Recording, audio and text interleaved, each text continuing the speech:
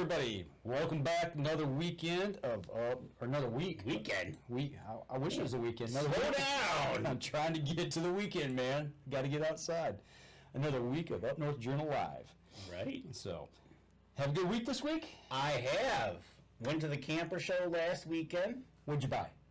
I didn't buy anything, but there was sure some temptation. But I tell you what. No new camper for TAC this year?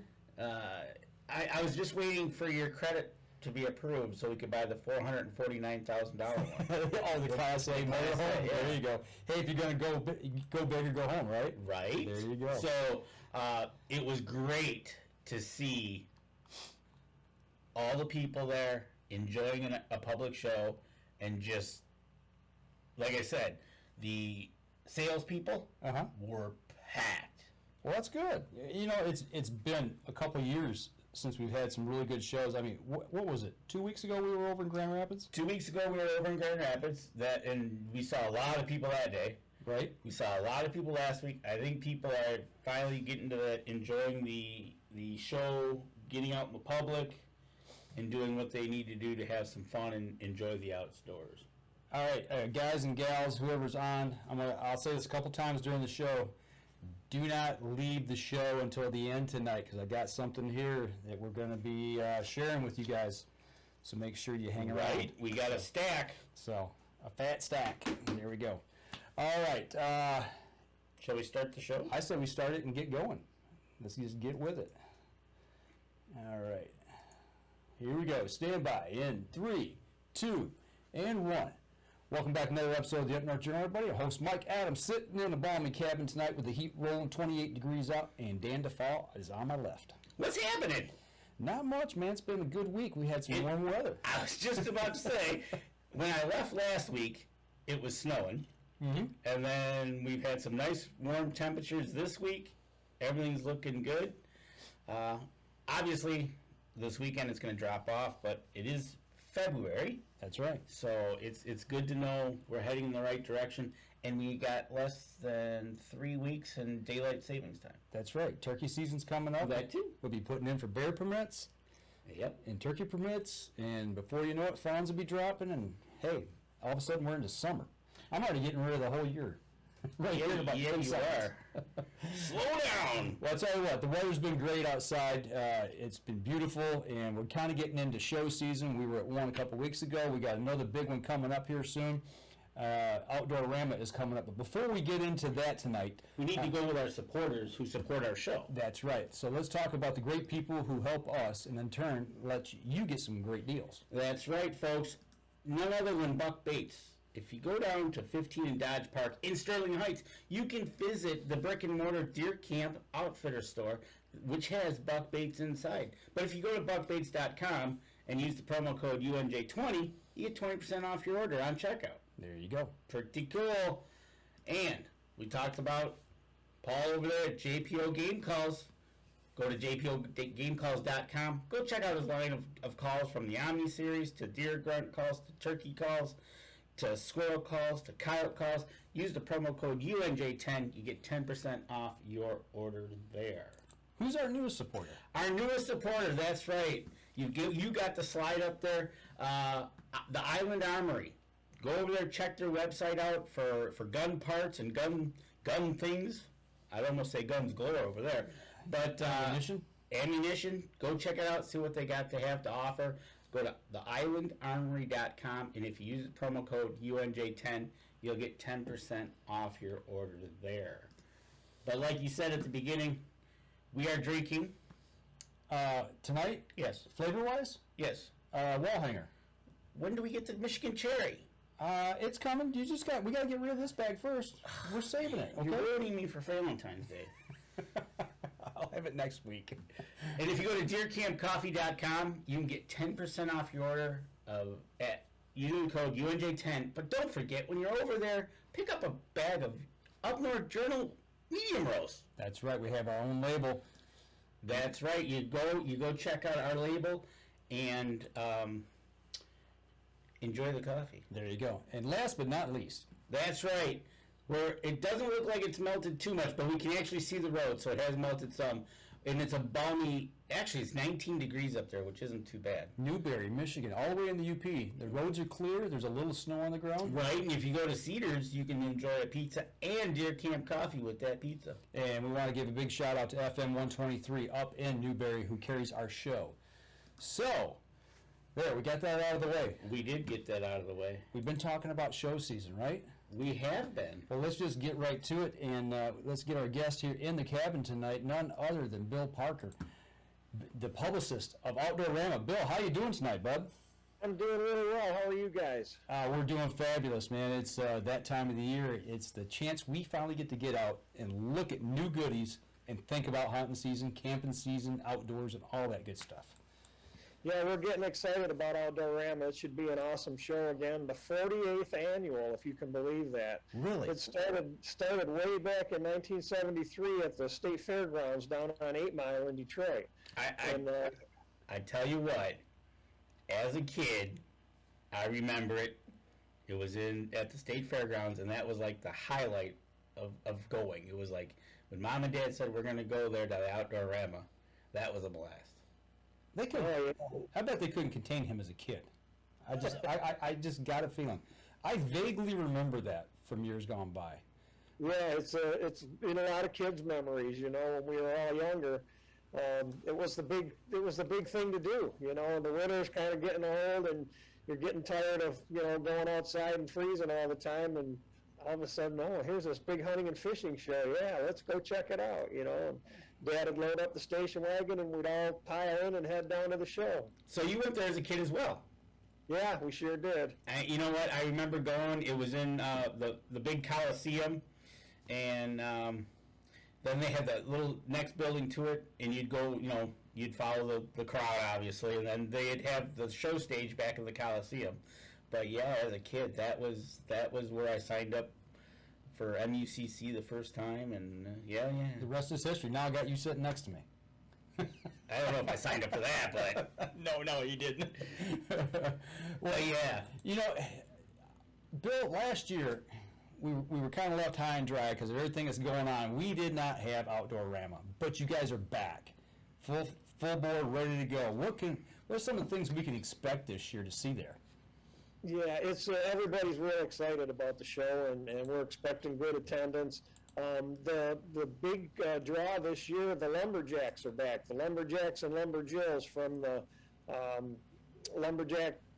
Timberwork Lumberjack show. I'm sorry. Okay. But they are really. You talked about bringing the whole family down there. It's a very entertaining family show. They put a lot of dialogue and jokes and stuff in, and they do all of the activities that the Lumberjacks used to do, 100 years ago when they were logging the country and logging in Michigan. They have pole climbing contests right there. They put up poles inside the arena or inside Suburban Collection Showplace where Outdoorama is going to be held, and they have races up and down the poles. They have chainsawing competition. They have log rolling competition, and they're doing this all amongst each other. They do it for a living, and they also have axe throwing. And that's one of the things. You go there and you're sitting there, and then they, whether they're chopping with the axe or they're going up and down the pole, log rolling to see who gets what the first, and then they get to these saws, and they've got the modifieds and the stocks, right? Stocks are your typical chainsaw, the stills they use, and you just go. But when they get those modifieds going, that's pretty funny. It is. It's loud, and they go through that lumber like it's not even there. They show work of it. They go through that like it's literally paper. I mean, and you get a effect of that loudness because of the short ceiling, and but it's over so quick. It's like, oh yeah. It's great. Well, yeah, they're very entertaining. Yeah, they are. You mentioned Lumberjills, so we've got ladies that are wielding chainsaws as well. Yeah, they sure are. There's men and women on the team, and they compete against each other, and they have a lot of fun. And like I said earlier, they have dialogue that'll just make you laugh, no matter what your age is. Everybody can relate to it, and they have a lot of fun, and they jaw at each other and chide each other a little bit because they're competing against each other. So it's a very entertaining show. Don't ever mess with a lady that knows how to use a chainsaw. That's all I'm going to say. Right, exactly. Well, I tell you what, the show runs from Thursday to Sunday, the 24th through the 27th.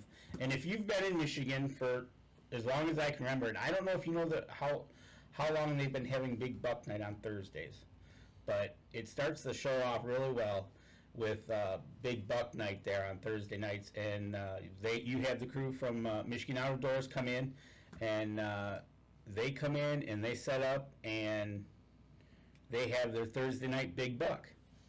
Talk a little bit about that and what you see there especially with the kids that come into that.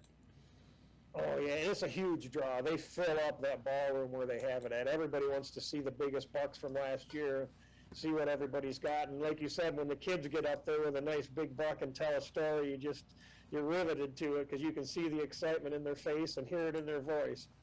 Absolutely. Hey, now when somebody that brings in a set of antlers or a mount to show for Big Buck Night and to tell that story, you guys have them keep those there through the weekend so people can see them and come in on Friday, Saturday, and Sunday? Some of them can do that if they want to. Most of them don't, or some, I shouldn't say most, but some of them do, some of them don't. Commemorative Bucks is there all weekend also, and they're doing free scoring of deer, bear, elk, turkeys, and then there's a buckboard that you can hang your antlers on or hang your mount on if it's already mounted. So there is an opportunity there for people to get their trophies scored if they haven't already, and Commemorative Bucks will do it for free. And then, yeah, you can hang it on the board and leave it there for a day or leave it there all weekend, whatever works out best for you. And then we do get some really nice bucks in there and some nice, bear skulls and antlers from elk and turkey beards and the whole 9 yards. It's pretty impressive. Get you fired up. You mentioned spring turkey season. Get you fired up. I tell you what, there's nothing we see nothing better than when we see them interviewing a young person's first deer, or maybe it's an older person's God knows how many deer, but they got a great story to it, and they get them up on stage in front of that ballroom, and like you said, it gets packed. Because I was there in 21. And literally it was standing room only, and it's just priceless to see the smiles on the face and the laughter and that camaraderie amongst all the hunters. And when you leave that show, when they're done and you head out to the show, what other companies are present when you start walking the aisles? Pardon me? What other companies are in the aisles when you start walking? Oh yeah, we've got a whole slate of exhibitors and retailers with hunting gear, fishing gear. There's some manufacturer reps will be there, so you can talk to the people right from the factory.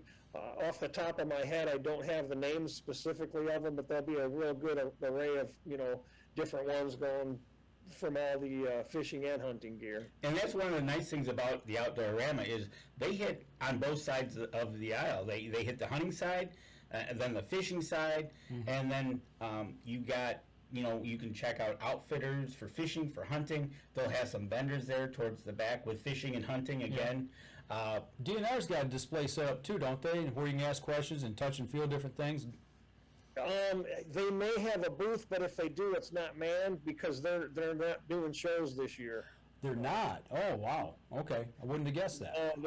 Because a lot of their offices are closed and they're still, maintaining distance, and they just didn't feel they should do shows this year, so they're not, they won't be there, but they may still have a booth there with, information that people can pick up, pamphlets and hunting digests and things like that. Okay. And as you're walking the show, you have food to offer there. I know there's the smokehouse is there. Yeah, Country Smokehouse. Country Smokehouse you can buy there, but you have an array of vending as well to pick up while you're walking the show floor. Yep, we sure do, and we've got, we call it our Sportsman's Hog Roast. They've got pulled pork sandwiches for lunch and dinner, so that's a big draw too. People, you work up a pretty good appetite walking up and down those aisles for a couple hours, and you can grab something to eat right there at the show. And there are other vendors that have, salsas and chips, and I think there's some deep fried pickles there and a whole bunch of different things. And like you said, Country Smokehouse, they've got some awesome snacks there. You can get everything from Canadian bacon to beef jerky and summer sausage and hunter sticks. So they give you a good variety of things that you can munch on. Well, I'll tell you what, we're getting close here to our first break. We come back. Let's kind of. I know you got seminars there as well. Maybe we can talk a little bit about those. But let's go ahead. We'll take our first break, and we'll come back and we'll pick it up there. All right. So we're going to step outside. We'll take our first break, and we'll be right back after this. All righty. We do have a couple questions. Okay. Good. Good deal. Good. Yeah. I think I cover them all. Oh. Okay.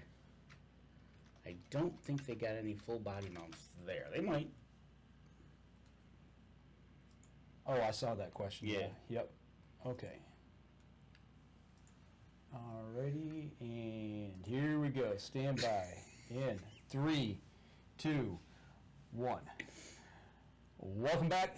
Second segment of the show, and Danny's cracking up as we're coming back out of the break here. So, Your number one fan had to make a comment, and it has to do with the 4-letter word. Food.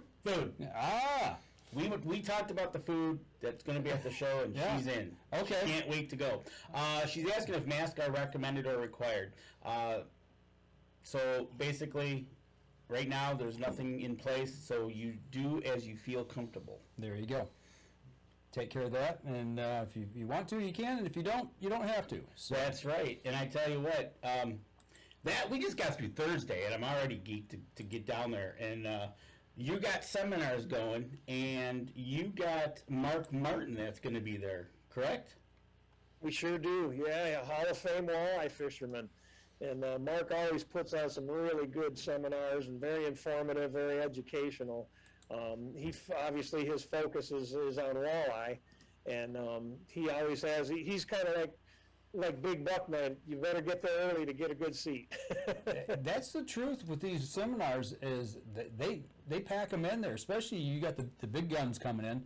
I know he was doing his big fishing school here Just last weekend. Yeah, so he'd be able to get some good tips of him coming right off the ice here. In another what are we at? A week and a half before that? 2 weeks before? 2 weeks from this 2 weekend. weeks from today. 2 weeks from today. There you go. Right. So, who else we got coming down the pipe here for some of the seminars? What are they talking about? Yeah, on the fishing side of things, Mark Romanak and Jake Romanak are going to be there. They're from Fishing 411, the television series. Okay. And they're very, very good. The good thing about all of the speakers is that they're very approachable, too. You can come up to them after their seminars or during the seminars and talk, back and forth, answer questions, just like we're doing right now. And they're very welcoming. They don't, you don't feel intimidated talking to them. It's just another guy that loves to fish.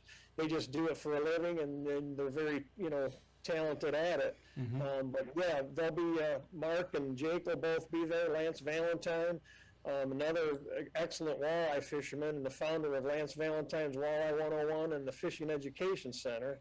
And he's very, very sharp on all of the different techniques, and he teaches a lot of time about Detroit River techniques and why they're there and where they are when they're in the river, and real good array of speakers and topics that they'll be covering on the fishing side. Captain Wayne Carpenter, a bass fisherman from the Lake St. Clair area, he'll be there. He again is very educational and very up to date on what's going on, current time. And especially on Lake St. Clair.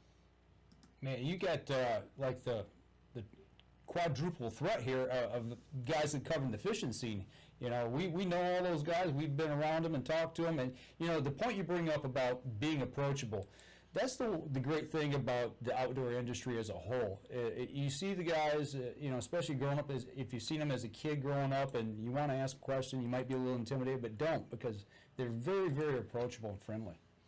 Yeah, they're just, just other guys that love to do what we love to do, and they love to talk about it just like we do too. Very, very down to earth. Well, what have we got on the hunting side? On the hunting side, we've got a lot of great names too, and some real talented experts in their fields. We're back to turkey hunting again. But yeah, it's coming up. Seth McCullough's going to be there giving turkey seminars. And Seth is the founder of Billy's Wild Turkey Calls and a state champion turkey caller, and he really knows his stuff when it comes to longbeards. And again, he's a mason by trade, so he's he's just another guy that loves to hunt. He just happens to do it exceptionally and wants to share those, tips and information he has with other people.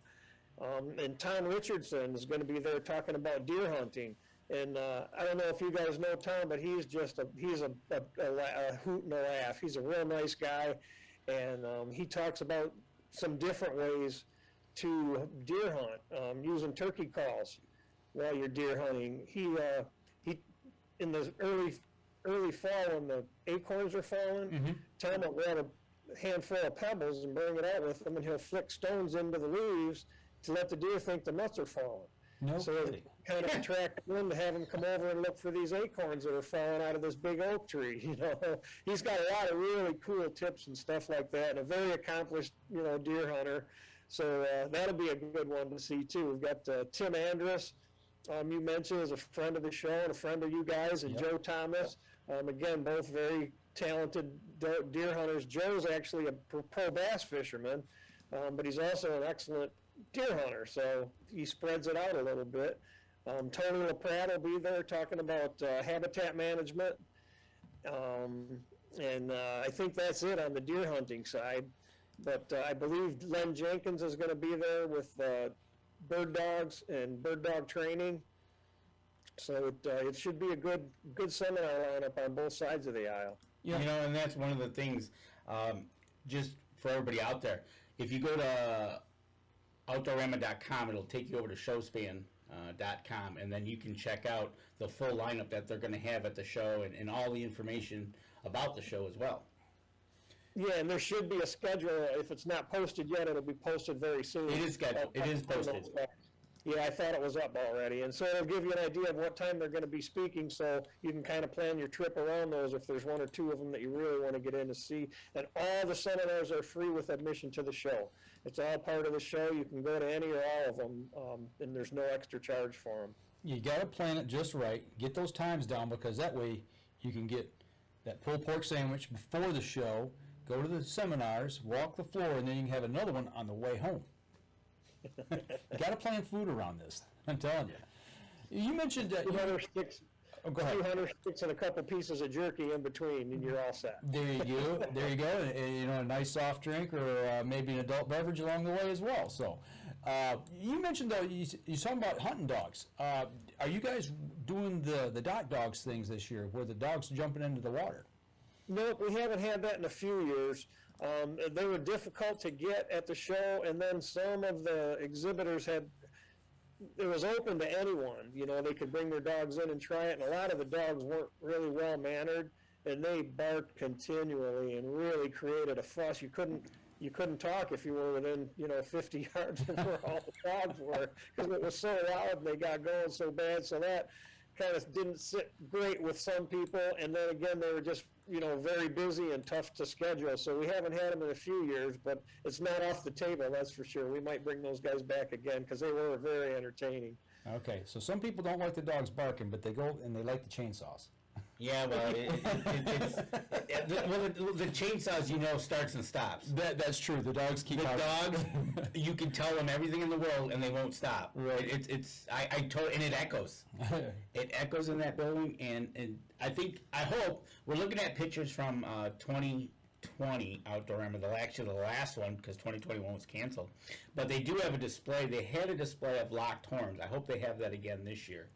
Yeah, we sure do. And that's another big draw. Yeah, I think he's got, I'm not sure, but like 20 or 25 different sets of locked antlers. The last time there were a couple of moose that were locked up. There were some elk that were locked up. And most of the bucks that were locked up were just, big trophy wall hangers, really nice ones. And you can see in some of them too, there's, puncture wounds right into the skull.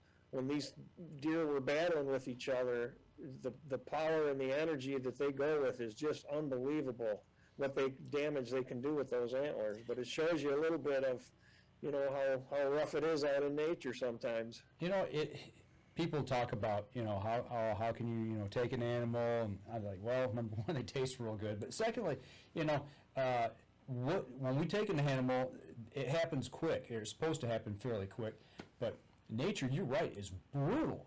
You see some of these deer that are walking that's been in these battles, and I mean, they've just got gashes and holes in them, and it's just terrible what some of these things go through. But they're a majestic animal for sure. And for the kids, are you having the trout pond? Yes, we are. We sure are. That's a big hit with the kids, the trout pond, and the rock climbing wall as well. So there is, there's a lot of stuff for the kids to do too. The trout pond, for $5, they can fish for several minutes and try to catch one of the brown trout that are in the pond, or rainbow trout, and they can take it home with them, or they can put it back in the pond, whatever they feel comfortable with.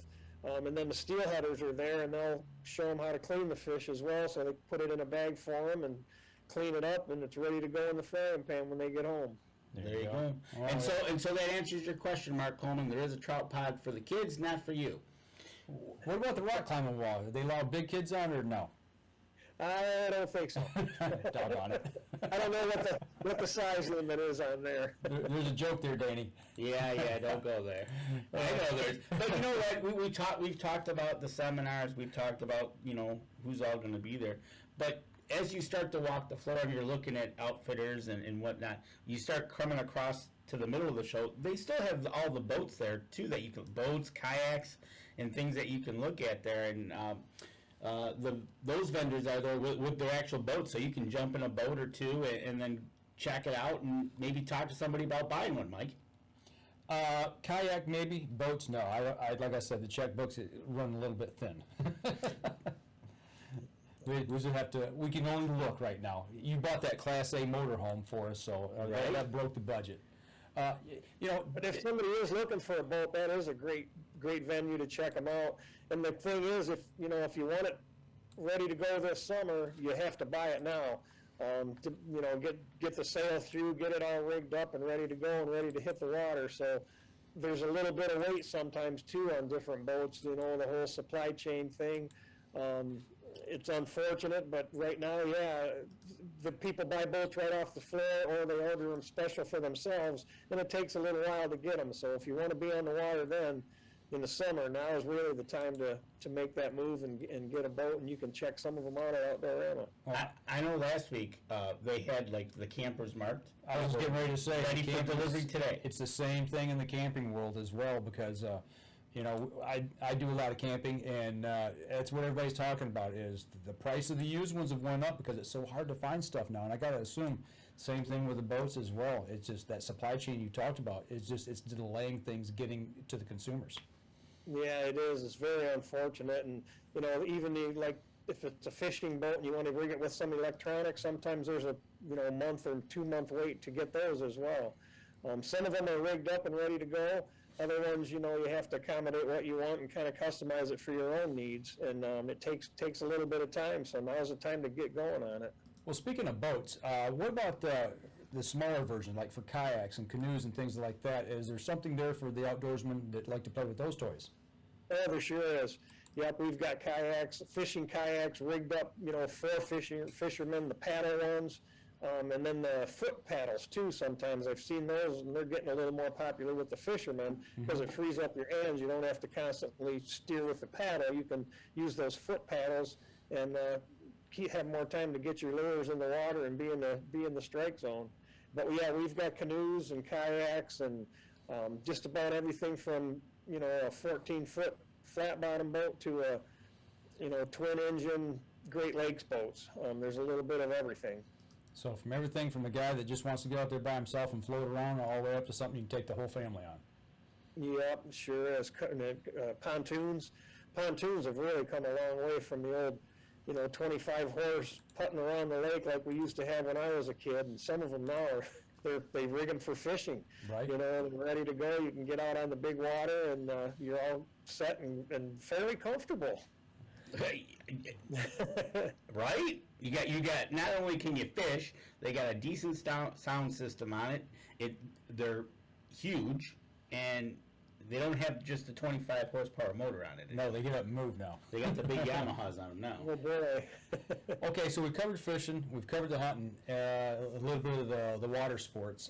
I've noticed in the past there that they've had not a lot, but they've had some trapping supplies and people that do trap there with furs and things of that nature. Are we going to see that again this year? Yep, we sure will. And again, a lot of those guys, like the seminar speakers, very approachable. So if you're kind of new to the sport and you're not really sure, this is a great place to go to find people that do it for a living or do it, some of them it's their livelihood. And you can talk to those guys, and they're very approachable, very willing to sit there and give you tips and talk to you about it and explain things for you. And we'll have trappers there, we'll have hunting supplies, fishing supplies. So there'll be, anything that you have questions on, there should be somebody there to give you the answers. Well, Danny just went past a picture here from the website that has a side-by-side, or maybe that's just a straight-up ATV. That's a side-by-side. You're going to have some four-wheel machines there as well? Yep, and some quads and side-by-sides and, a little bit of everything.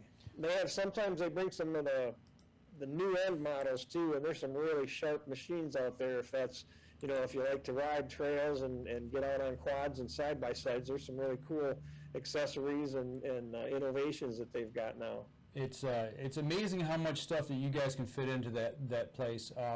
We're seeing tree stands, we're seeing archery equipment. We're not just seeing tree stands. That's Family Traditions tree stands, one of my favorite actually. I gotta go see Jack Turner. Gotta go see Jack. That's right. Jack's awesome. He is a great guy. If you guys, he's got great products too. Some of the best tree stands I've ever had the pleasure of sitting in. I tell you what, we've talked about them before on the show, and hats off. If you guys get the opportunity to go down and go talk to Jack, because I'm telling you what, he's got the best tree stands out there as far as a ladder stand goes. They're simply incredible. So, is there anything that we haven't covered that you're going to have on the show floor? Oh, wait a minute. I do know. There is one other thing. I tell you what, let's save that for the next segment when we come back, because I do want to talk about there's something there. If you're not into the hunting, fishing stuff, the ladies like to go to the other side of the world. Not just the ladies. That's right. There's a whole other section. So right. All right. I tell you what, we're going to step outside. We're going to take our next break. We'll be right back after this. All right, folks, get your questions in. All right. Stay tuned here because we have a little giveaway. I want to give a big shout out to my dad. First time he's tuned into the show. Yeah, I saw him pop in here right as we started the last segment. So Pops is on? Yep, all the way from down in Georgia. So I want to say hello to my dad, all the way down there in the north of Atlanta. Nice. So I've talked to him about trying to get him on here every now and then. He says no. He says he didn't want to do that. It would be good to hear some of the stories. Oh, some of the stories might get me in trouble. Then we definitely got to hear them. Yeah, right. Oh, yeah. That's hats off to the man who taught me a lot about the outdoors, hunting and fishing. It's can't say enough. All right, here we go. Stand by in 3, 2, and 1. Third segment of the show. All right, so right before we went to the break, we said we had another section to talk about. Before you get there, okay. To answer Mark Coleman's question, depending on what vendors are there, they will have some areas you can try out the bows there. I don't know if Sunrise will be there, or I can't think of the other. Do you know, vendor. Bill, Sunrise Archery, are they going to be there from up in I don't know if they've committed yet. I haven't heard for sure if they're going to be there or not. But yeah, it's nice that you can go and shoot it right in that little trailer when they are there. You can really get a feel for a bow. Absolutely. Yep, exactly. And that's one of the things that's nice. But also, like we were just talking in the last segment, they might not be there because of the supply chain thing. They might not have enough inventory to take to the show and supply the store. Yeah, to justify being there. And as we're talking about this, what is the cost for general admission to get in? General admission is $12 adults, and kids 5 to 14 get in for $5, and kids under 5 get in free, or 6 to 14 rather is 5, and kids under 5 is free. Well, speaking of price of the show, we've got a stack of tickets that Bill has been so gracious to send for us to put in the hands of some of the listeners and viewers of the show. So stick around to the end of the show and we'll tell you how you might be able to get your hands on some of these tickets. So we talk about the price of the tickets and getting into the show and all. And we were talking before the break about the other section. And everybody says, well, the wife doesn't want to go. Well, there's a section that you can go Might cost you a little bit extra because there's some nice stuff over there. You know, for the price of one ticket, you're going to get 2 shows because I'm 3/4 of the way through, Bill. What show is over on that side? It's the Cottage and Lakefront Living Show. And it's a show within a show. Showspan also produces that show. And it's got everything basically for cottages and lakefront living, from furniture to home accessories, art, just a lot of really cool things too. It's not like you're at Target or Home Depot or anything like that. It's geared specifically for that lake lifestyle, and a lot of very unique things. And it's a great alternative. It's kind of goes hand in hand with the fishing and hunting end of it, but it's not the hardcore hook and bullet stuff over there.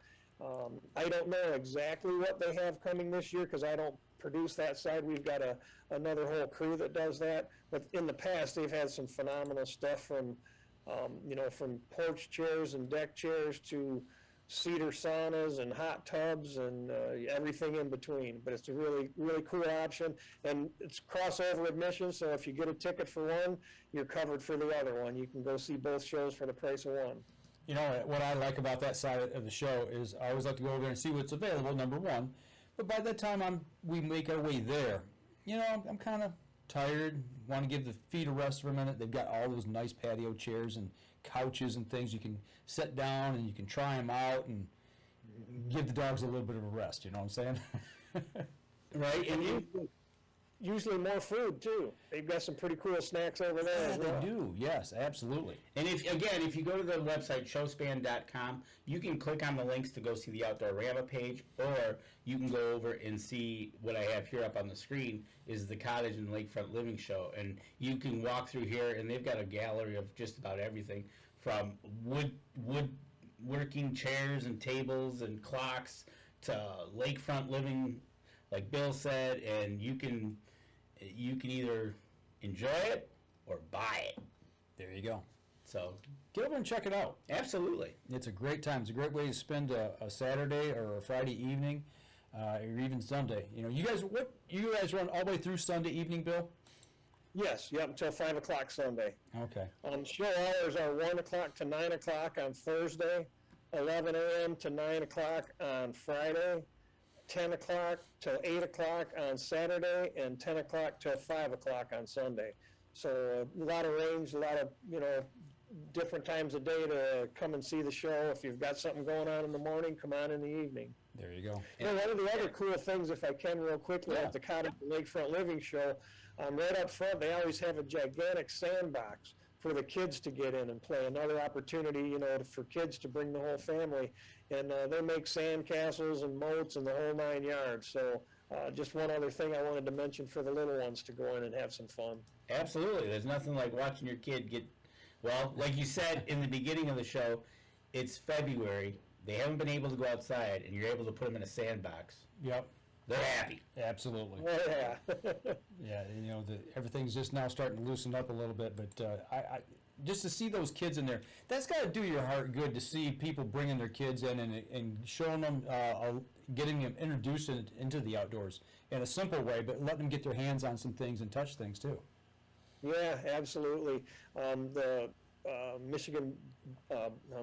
Hunters Association is going to be there, and they'll have an archery range for kids and beginners, to just try it out, and usually have longbows and recurves, and gives them an opportunity to maybe pop a balloon or shoot at a target and kind of get a feel for the whole archery aspect of hunting.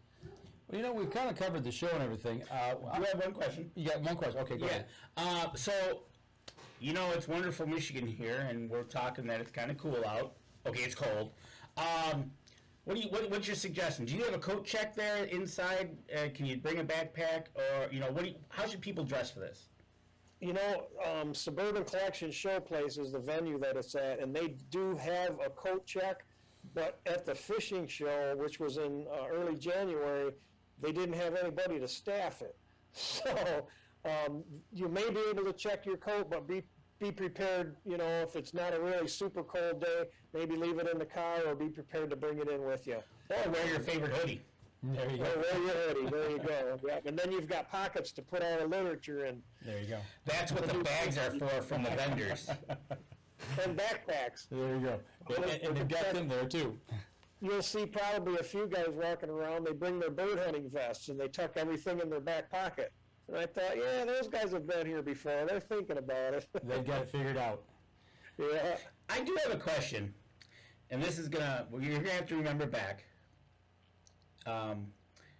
Back in the day when it was at the state fairgrounds, there was a show within the show, and he was a handgunner. He was. Do you remember who that was by chance? Boy, I'm sorry, I don't remember that one. No. Okay, as a kid, a guy shooting I want to say it was a 45, but Probably long cold. yeah, it was a lot, and he was close enough to shoot the balloons or whatever. But that echoed so much in that Coliseum. I remember that sitting up. I think I was eating something probably and scaring the crap out of me.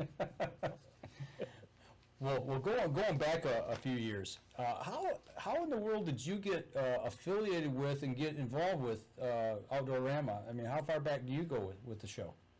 I've been the publicist for about, let's see, I think it's 7 years now, maybe 8 years. And Tom Hugler, you might know Tom, he's Yeah. a very respected outdoor writer here in Michigan, and he was a good friend of mine, and he had been doing the show for about 25 years, and he was ready to retire, and he approached me one day and asked me if I'd be interested in it, and I was, very interested, and to be able to learn from him, I was honored, to be able to where I worked with him for a year and a half, and then he retired and I took over from there. So he showed me the ropes and kind of introduced me to everybody, and it worked out really well. And he was our first contact there. Oh yeah, yeah. I can't remember how many years. Tom did it for 25 years. He was there for a long time. Wow. Okay. But that's not the only place that you're affiliated with. For people who are here in Michigan, you may recognize this paper here. If you're an outdoorsman, I guarantee you've had one of these in your hand at some time or had a subscription to the Michigan Outdoor News, a bi-weekly publication here in Michigan.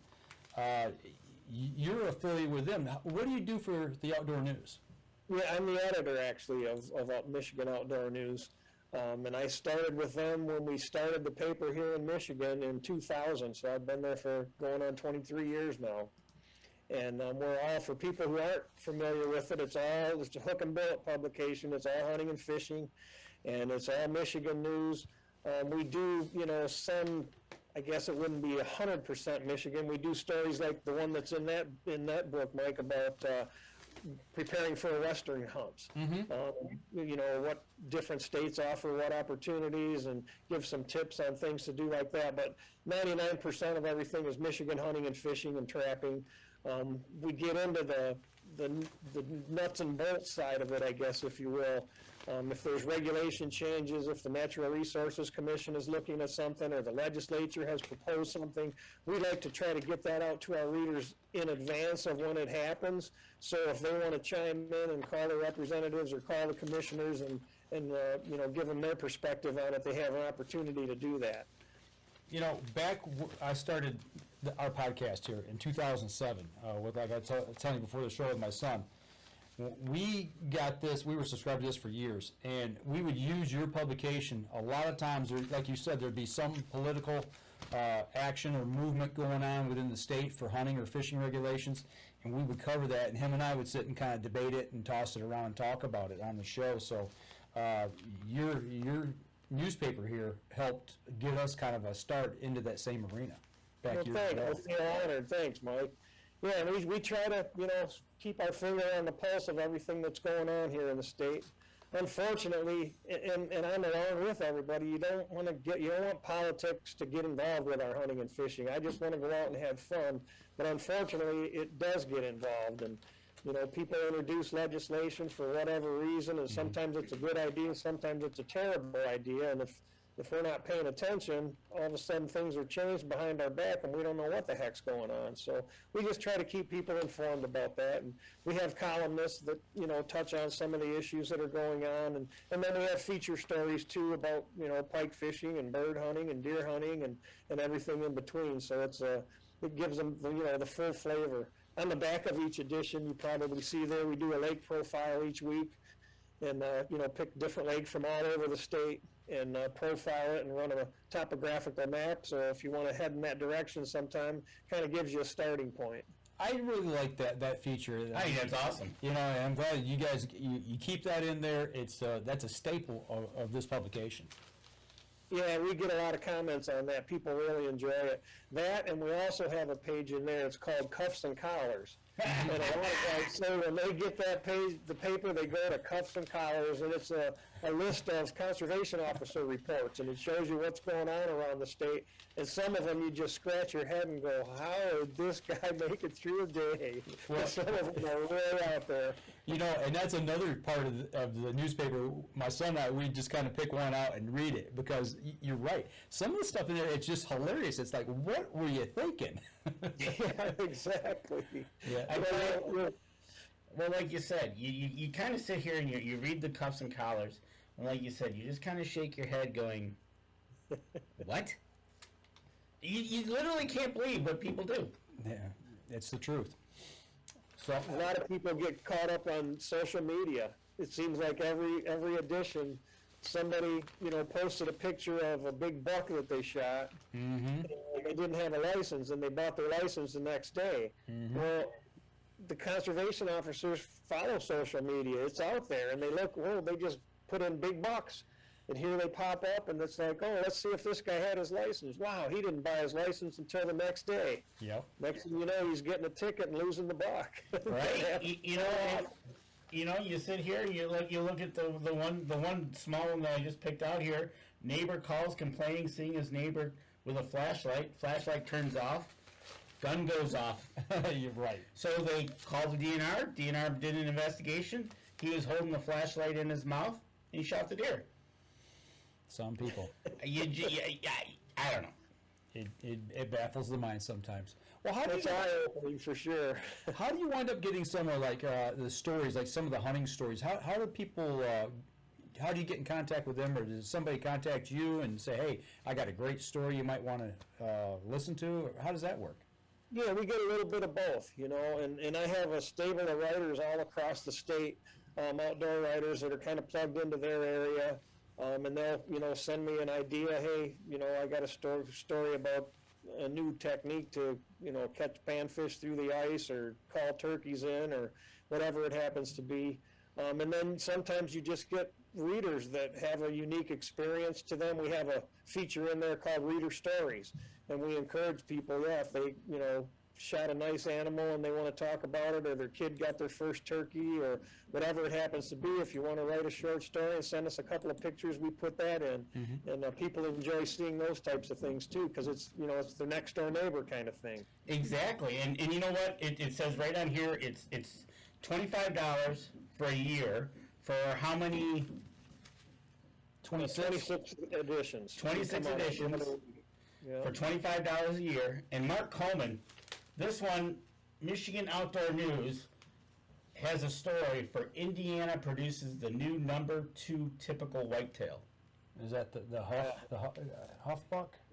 Yep, that is the Huff buck. Yeah. It beat the Jordan buck by a few inches. Right, Up there forever. It says Dustin Huff. It doesn't say Mark Coleman. No, it wasn't him. No, it wasn't Mark. Sorry, Mark. So $25 gets you 26 issues. I'll tell you what. There's something I want to cover that's Back in this one. that's tied to this one, but we're going to save that here for when we come back out of the break. We're up against our last break, Bill. So we're going to step outside, take our last break. We come back. I'm gonna let you tell a story about something that's tied to a story in here. We'll be right back after this. All righty, folks. Last segment. Get your questions in. Mark, I don't think there's anything on mushroom hunting at the show. Is there? Is there, Bill? Morels? Morels, how to hunt morels in Michigan or anything? No, we had an expert on that's been at past shows, but she's not going to make it to this one. Okay. unfortunately. Maybe Mark ought to come up I and was do a just seminar about on to that. say, Mark needs to come up and do a seminar about it. Yeah, he's Mark is on our pro staff, and he's in Indiana. So he, an expert mushroomer. yeah, he's a shroomer. Nice. That's a very popular thing here in Michigan in the spring, boy. Especially in May. Get out after him. I think he's wanting to come up actually and try to like pick out some of our spots without us knowing. So we got to be very careful who we invite up here. Right? Blindfold them and spin them in circles, right? Yep, there you Exactly. go. Yep, there you go. There's a bunch of them right over there in that lake. All right, here we go. Stand by. Last segment, 3, 2, and 1. Welcome back, everybody. Fourth segment, last segment of the show. We've been talking about the Michigan Outdoor News, and we got to talking with Bill before the show, and I noticed that there was a story that you wrote for this issue, and it says 2021 was a safe year for hunters, and that you wrote this story, but you actually you had a hunting accident this year. I think it's important that we share just some quick information about what happened, if you would. Yeah, absolutely. Unfortunately, it was in March, and we were taking our tree stands down from the prior year hunting. Usually we get them out of there a lot earlier, but weather and family commitments, we didn't get back out there until March. And I was taking down a hang-on stand, and as I made the crucial mistake. I use a safety vest, and I tie myself into the trees anytime I go hunting. And we have safety straps that we put in each of our stands and a hoist rope, and we try to be as careful as we can. And we were taking them down. I had lowered the safety strap down that we leave up there permanently, and I tied the hoist rope onto the stand, and I was going to unstrap it. We use ratchet straps to anchor it to the tree, and one of the ratchet straps had a knot in it, and I couldn't. I got off the stand. I was on the ladder, coming up, and I couldn't get the knot out. So I climbed back onto the stand, and I didn't strap myself in because I was only going in for 10 seconds to untie the knot. I'm sure we've all done things like that before. Well, it cost me dearly. The ratchet strap released prematurely, and the next thing I knew, I was laying on the ground. I fell 20 feet and landed on my shoulder, and then my pelvis came down, and I just destroyed my shoulder. I broke the humerus right at the ball and broke the ball off, and then the ball broke apart inside the socket, and I shredded my bicep and my tricep and ripped a few tendons, completely tore my rotator cuff in half, broke 4 ribs, broke my pelvis in 5 spots, and punctured a lung. But other than that, I was okay. Wow. And I say that because I really do feel that I was so fortunate and so blessed that it wasn't any worse. Because I can heal, and I'm healing. Most everything's gone. I'm still working on the shoulder, but I'm up and I'm walking and talking. And everybody that falls from a tree stand, unfortunately, isn't that lucky. I know people that were paralyzed, people that died from falling. Yeah. So it could have been a whole lot worse. And I just count my blessings every day that it wasn't worse than it was, and that I am able to recover and able to get back out. I was able to get out and deer hunt this fall. I also love to bird hunt, and I couldn't wing shoot. I couldn't hold a gun up, but I bought a crossbow with a crank and used a bipod, and I was able to bow hunt a little bit. So that was therapeutic for me, just to be able to get back out there and have some fun, But I tell you what, that's one of those things that you take every day that you have as a blessing. That you're able to, like you said, it could have been a lot worse. Yeah, you were able to survive that, and eventually in the fall you used a crossbow. T-Bone was going through the cancer. Yeah. Had to have his lower leg removed from his right leg.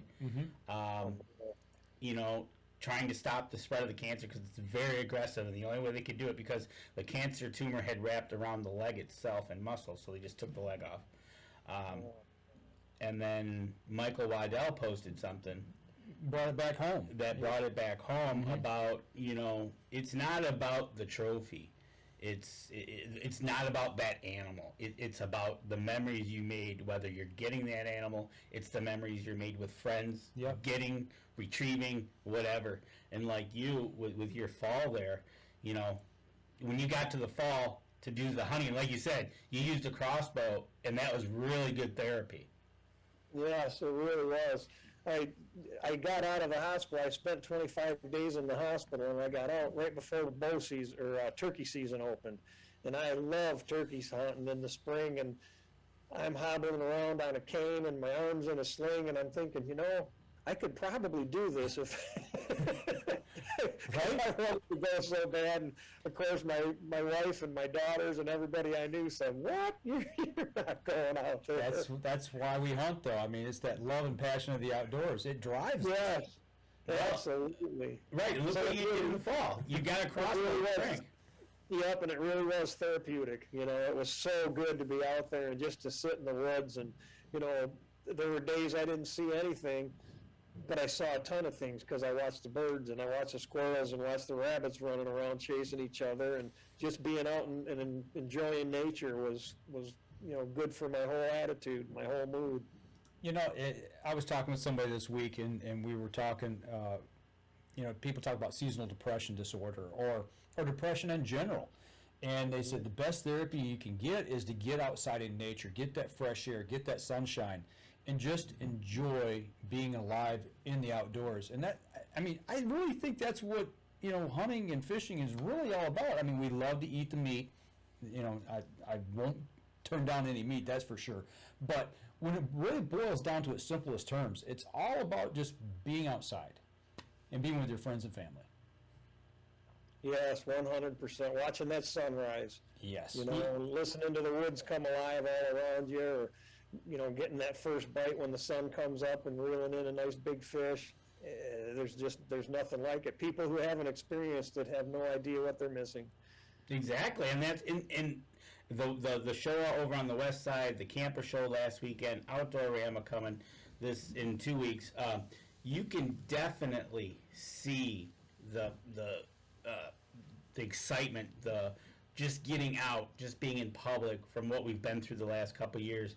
Just that, take a deep breath, take it all in, whether it's in the outdoors or you're inside a show. You're going to be at the Outdoorama to watch the lumberjacks, to have your child maybe catch a fish. It's one of those things, just getting out, making memories. And the Outdoorama, look at what we talked about for Outdoorama. That's made memories for me as long as I can remember going back, walking through that dirt parking lot from Softball City to the State Fairgrounds. There you go. It's just amazing. Well, you know, it goes back to along those same lines when we were over in Grand Rapids a couple weeks ago. Bill, it was so nice to be able to finally see friends again that we haven't seen for over a year, you know, because we missed that 2021 show and all the shows that were in between. And now we're finally getting back into the outdoors and getting to these shows and doing things, but it's those bonds with vendors that you know, people who run booths or who work the shows or whatever it is. It's like, you know, it's those bonds you make and be, like you said, being in nature, watching the sunrise and the sunset. Nothing beats it. Yeah, it sure is. And you're right, at the shows you make so many friends and connections, and just being around like-minded people that enjoy doing the same things that you like to do. Mm-hmm.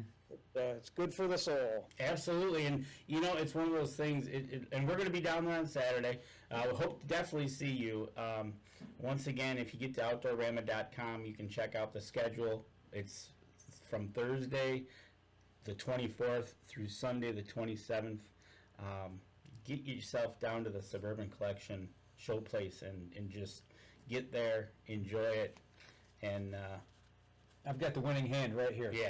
yeah, we'll get some tickets to some folks that are listening. And but we got any other questions? I don't think so. Because he's a new interviewee. We're going to put him through the gauntlet of our typical 4 questions that we ask everybody that's on the show. We'll take it easy on you. These are easy. Absolutely. Go ahead. All right. You're obviously the show promoter and everything. You're on our show and listening to our podcast. But obviously you got to do some traveling in your vehicle. So when you are, what are you listening to on the radio? Are you listening to XM, FM, AM, a podcast? What's your go-to relaxing listen to? I like to listen to rock and roll and sports talk radio. There you go. Okay, favorite team then? Red Wings. Okay. Thank you. He's a hockey fan. Yeah, they rank. We've never talked about this, Danny, but it ranks right up there. But for me, it's the Tigers. I grew up as a kid with the Tigers, so Red Wings are number 2. If you went by season, Tigers in the summer, Red Wings in the winter. Absolutely. It's just Yeah, one of those things. absolutely. Okay. And I'm embarrassed to say this, but I'm also a Lions fan. No, don't. I know. One of these days. You might want to revise that to one of these years. Okay, this is off topic, but since we're talking about this coming weekend we can't say the game, what it's called, but the big game is this weekend. Are you pulling for the Rams or are you pulling for the Bengals? I'm pulling for the Rams. Got to. Partially because of Stafford. Got to. He's probably as close as any of us in Michigan are going to get to a Super Bowl, so we have to live vicariously through him. That's right. That is exactly right, because the only way we're going to get a Super Bowl is if they actually bring it here, which they have a couple times. Right, yeah. That's about it. All right. So you're listening to some rock and roll, or you're listening to sports radio.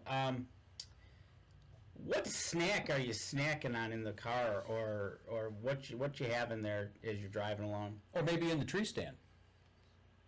Some venison jerky. Good choice. Good choice. All right. So you invited Mike and Dan over, and we're sitting around, and you're going to cook us a meal for us that is your go-to meal. Venison, fish, whatever. What would be that go-to meal to give Mike and Dan? Probably some surf and turf with some venison and some walleye. Oh, that's a Michigan delicacy right there. Isn't that good? Maybe some morels on the side. man. That's the first time we've heard that. Right? That's the first time we've heard morels. I Right. like it. We're there. We might have to have Mark Coleman with us, but Right. I'd have to continue this conversation, huh? right.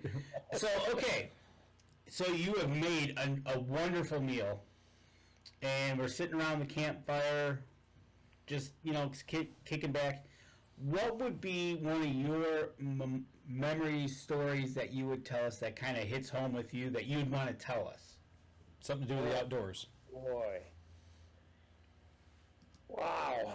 There's so many. I don't know. It probably would depend on kind of how the conversation was going, and I'm sure I'd have something to contribute. Either You know what? Can I ask you to expound on what it felt like last fall, the first hour that you were able to get back out there after what you went through last year? How that felt? It was absolutely amazing, and I got a little choked up a little bit out there because I know how close I was to maybe never ever being able to do it again. Were you in a blind? Yes. Yeah. Okay. On the ground. Okay, so you get out there, and you're back in the saddle again. You got the crossbow. You're ready. You see that sun coming up. Dawn's breaking on the woods. Whether you're in the hardwoods, you're watching the field. Getting that choked up, that probably watching that sunrise really brought it home. Oh, it sure did. Absolutely. Because as you get older anyways, you wonder how many more sunrises you're going to have. How many more opening days are there going to be? I've been hunting since I was 12, so I'm looking at 50 opening days under my belt or close to it. So I'm on the backside of that, Am I going to have 20 more? I sure hope so, but boy, I think I'm pushing my luck asking for 20 more. Well, Danny and I, This is a question that you put it into the words and terminologies that we've used. we've really not talked about it a whole lot on the show, but we have this conversation a lot. I'm 56, Danny's 53, and we're at that same point. It's like, how many more sunrises do we have to watch come up in Michigan, in the woods on opening day. We don't know. We never know, but you hope that you can hunt till you're 70, 80, if you're lucky, maybe 90, for those few fortunate guys that get to do that, and I'm to the point now, we both raised our kids, and we've had them out in the woods and been with them, and they've taken their first deer, but I've got 3 grandkids now. My oldest is 5, and I so look forward to that first sunrise I get to share with him. But it's like, yeah, you hit the nail right on the head. You really don't know how many more that there is, but you cherish each one a little more the older we get. You do, absolutely. You don't take them for granted like we used to. Yeah. When I was younger and just getting off and starting hunting, it was all about punching that tag. Mm-hmm. I got to get a deer. I got to put this tag on something. And now, absolutely, I want to do that. But that's not the cure-all. That's not everything about the hunt. It's the camaraderie. It's being with buddies out in the woods, and it's the things you see that you would never see if you weren't out in the woods.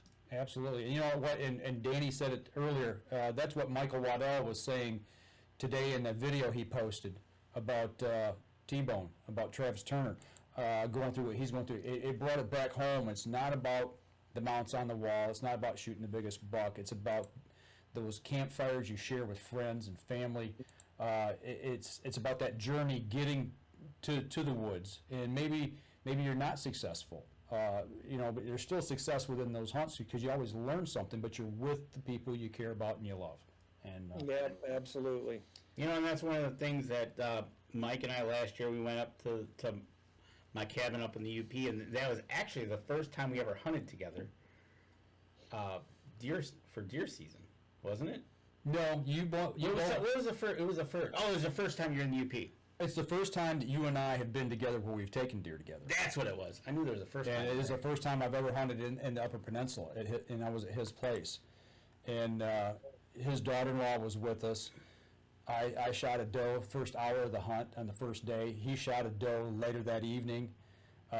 His daughter-in-law shot a doe the next morning, and then on the last day she shot a 6-point buck. And this is all during archery season, and awesome. She was tagged out, and him and I mean, it was just, it's a hunt that I'll never forget, it was just beautiful, and the camaraderie and the food.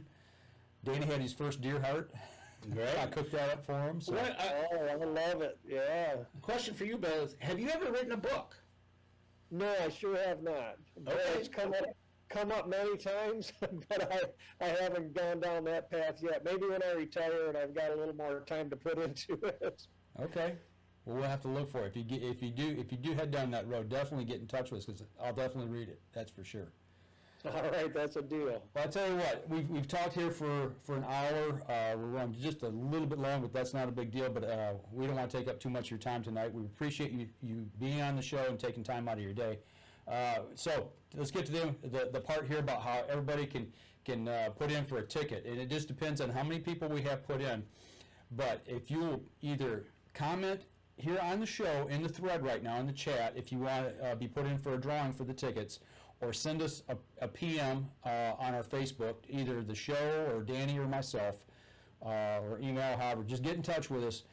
And see, we've got how many weekends left before that show? We got 2 weeks from today. So so a week from Monday. So I got to get them in the mail. Okay, so on next week's, we'll notify people. Yeah, we'll notify people. And for those of you listening on the podcast, you're in this too. Go over to Facebook, find our Facebook Live from Thursday night with Bill. Go into the chat, throw your name down. We'll get you some tickets if we can, depending on how many people sign up. And good luck. There you go. So that's going to do it for us this week, folks. Make sure you go over. Bill, you're on Facebook, I assume? Yes. Okay, so make sure you go over to his social media pages, Outdoorama as well. Give him a like, follow, share. Do the same for us. Share the show. That helps us. In return, Danny's going to have this version of the show on YouTube coming up for those of you on the podcast that want to catch it live if you don't have Facebook and can see it there.